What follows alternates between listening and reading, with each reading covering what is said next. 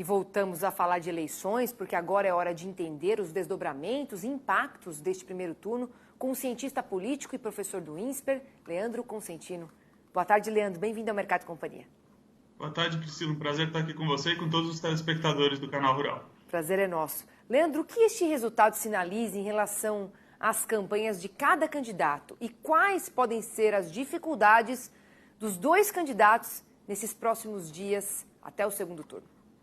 Então vamos lá, né? Com relação primeiro aos dois candidatos que passaram a segunda etapa, mostra que de fato eles conseguiram polarizar a disputa de uma maneira bastante bem sucedida. No caso do ex-presidente Lula, isso já se registrava ali nas pesquisas, que ele teria mais ou menos o percentual que teve, então não foi grande surpresa. A única decepção talvez para ele ficou por conta de não levar a vitória no primeiro turno. No caso do presidente Bolsonaro, sinaliza que ele teve uma força que muita gente ainda não compreendeu ainda, né? Quer dizer, ele conseguiu mais pontos, muito mais pontos do que as pesquisas indicavam, então isso registra que ele chega forte para esse segundo turno aí polarizado. E o restante, a terceira via, mostra um esgotamento desse campo, né? Quer dizer, o centro democrático no Brasil está ali numa dificuldade muito grande de emplacar uma terceira via em meio à polarização. Sem dúvida nenhuma, esses eleitores aí terão que agora escolher entre um lado ou outro, então esse é um exercício também importante para as duas candidaturas polarizadas, como conquistar esse eleitor de terceira via e o eleitor abstenteísta, o eleitor que não foi votar ou que indo votar acabou optando pelo branco ou pelo nulo, né? Esse é o grande desafio das campanhas agora.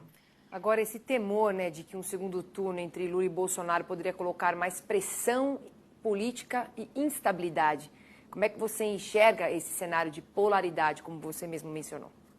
Essa é uma dificuldade complicada, sem dúvida nenhuma, né? A gente sabe que os investidores internacionais e mesmo os internos não gostam de instabilidade. Portanto, a ideia toda é que as duas candidaturas, de alguma forma, consigam se comunicar de maneira hábil para dizer, olha, o que nós procuramos aqui, o que nós buscamos aqui é manter a estabilidade política e a estabilidade jurídica. Acho que esse é um recado que as duas candidaturas têm que dar e normalmente isso acontece com as duas candidaturas agora em disputa, tentando conquistar o eleitor mais ao centro, sobretudo num contexto que a gente está vendo agora que a terceira via se esvaziou e que sobraram duas candidaturas polares. Esse vai ser o grande desafio com vistas a justamente estabilizar vamos dizer assim, o cenário político ou a arena política agora. Então esse é o grande desafio, tanto de um quanto do outro, para esse segundo turno.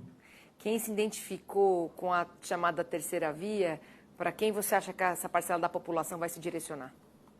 Então, Priscila, muito difícil a gente prever agora inicialmente, né? Primeiro a gente precisa analisar qual vai ser o comportamento das duas principais lideranças dessa terceira via, né? Tanto Ciro Gomes como Simone Tebet prometeram se pronunciar em algum tempo aí próximo para nós do ponto de vista do segundo turno, quer dizer, nos próximos dias eles devem trazer alguma resolução e a partir dessa resolução de ambos, a gente entender como é que o eleitor desses dois candidatos vai se posicionar, quer dizer, será que parte deles certamente vai seguir essa liderança, parte deles pode seguir o partido e não a liderança, quer dizer, o MDB ou o PDT terão compromissos a despeito do que esses líderes planejam falar ou planejam fazer a partir de agora. E parte desses eleitores já tem uma opinião formada de dizer, olha, se não fosse o meu candidato preferido, eu teria um segundo candidato aqui. As pesquisas nos diziam que esse segundo candidato majoritariamente era o ex-presidente Lula,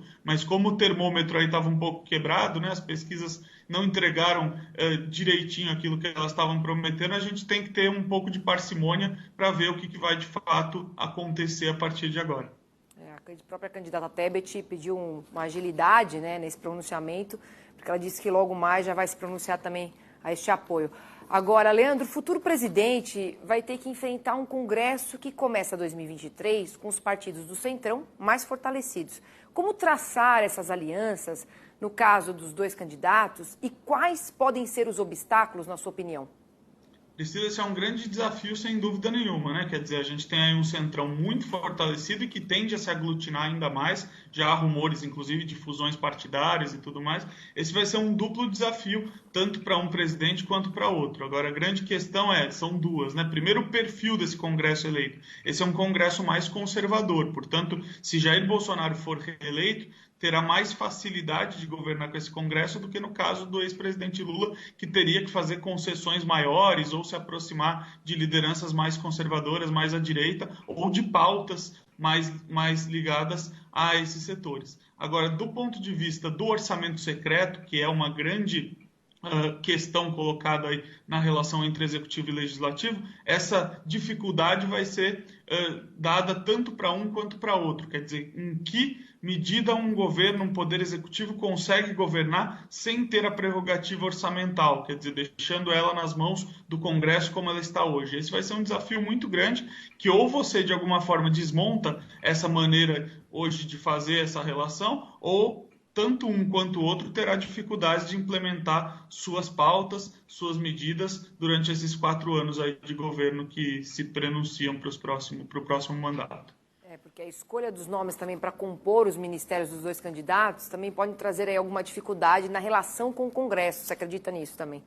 Sem dúvida nenhuma, Priscila. Quer dizer, essa relação de abrir a participação para o governo em troca de apoio no legislativo não tem algo de corrupção nisso, ou algo de mera troca de favores. Isso é um dado natural das grandes democracias, trocar um apoio pela presença dentro do partido, dentro do governo, dentro de um ministério. O grande problema se dá quando a moeda de troca disso é um determinado recurso ou uma determinada emenda. Aí sim as coisas começam a se prenunciar ou se apresentar como os grandes escândalos passados de corrupção. E é isso que nós, eleitores, esperamos que não ocorra novamente. Sim, professor, muito obrigada aqui pela sua participação no Mercado e Companhia. Uma ótima segunda-feira para você também e uma excelente semana. Eu que agradeço, Priscila, a você também e a todos os telespectadores.